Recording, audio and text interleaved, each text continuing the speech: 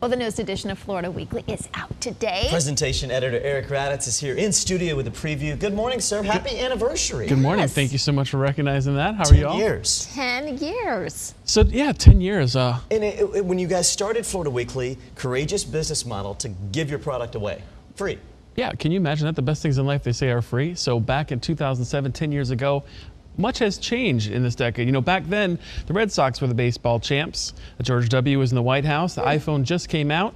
And here, we're putting Florida Weekly out for the first time in 2007. 10 years later, we have seen so much change in that time. We take a look at the various things that we've seen change through the years as we celebrate On Sands this week, our 10th year publishing here in Southwest Florida. We're so glad to be part of this community.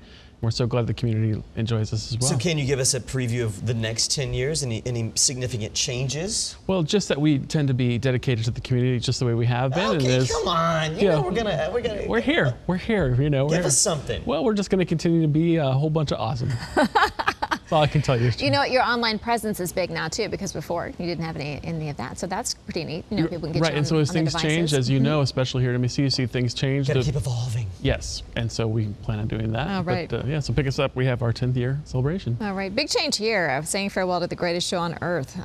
Ringling Brothers and Barnum and Bailey Circus is no longer. Yeah, so many of us are happy to be in business a year or two, and then for us, being in business 10 years. But can you imagine being in business 146 years? Goodness. That was Barnum and Bailey Circus, and then just recently folded here. So the question that we look into is, you know, what happened? How do you manage to maintain a business for a century and a half? Close ties to Sarasota, right up the road. Okay, let's move on. Arts and entertainment. Ann Womack, big name in entertainment, coming to Lee County. You a fan, Ann Womack? Sure. Okay, yeah. Well, so when she first put out her first album back in 1999, we had no idea where that road would lead, all the way up into here in Southwest Florida. You can check her out here in Bonita Springs next Tuesday.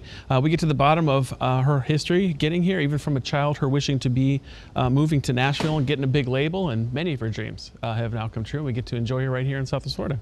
We love that. We attract some really great acts too. Some of them in your top picks too. Sinbad coming to town, Jay Leno as well. Yeah, so pick up Florida Weekly if you want to know what's fun to do this weekend. And this whole week we have a lot of big stars. Leno, big Bad Voodoo Daddy, Debbie Boone, Ann Womack, as we mentioned, a local farm casino night fundraiser. We got a barbecue and beer party, much more. So I heard Jay Leno, when he was hosting The Tonight Show all those years, I heard he only spent the money that he made on the road doing stand-up. He saved his Tonight Show earnings. Oh my goodness.